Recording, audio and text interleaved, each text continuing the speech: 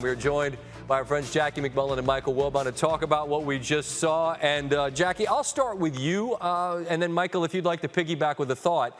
Michael, in the end, talking about how he couldn't accept that they didn't get one last shot to run it back and try to win a seventh.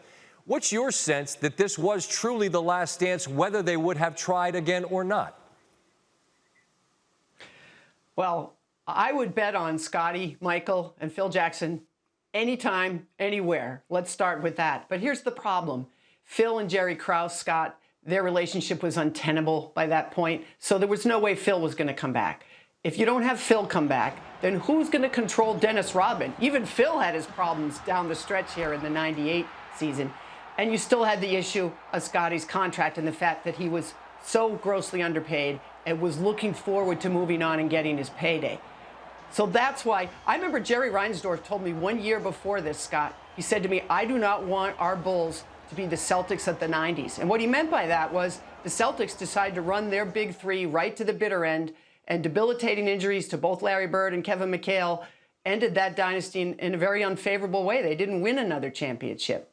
So with all that considered, I understand Jordan's sentiment, and if I were him, I would always like my chances, but there were too many other things at work. There really was. Michael, I had forgotten about Dennis going off to do the Hulk Hogan bit, although, I mean, my God, the guy went to Vegas. He had his own set of rules, as we understand. And I take into account everything Jackie just said, and there's a lot of truth to it. But Michael makes a pretty compelling case. He comes to you and says, let's run it back one more year. What's your sense of had he had the opportunity to try to convince them to give that one final last dance, what would have happened? Well, Scott, remember that next season, 1999, was shortened. Right. The labor dispute. Right. Only 50 games. What better time for a team? Jerry Krause worried openly about aging, right? So I know it's another short offseason, but they've only got to play 50.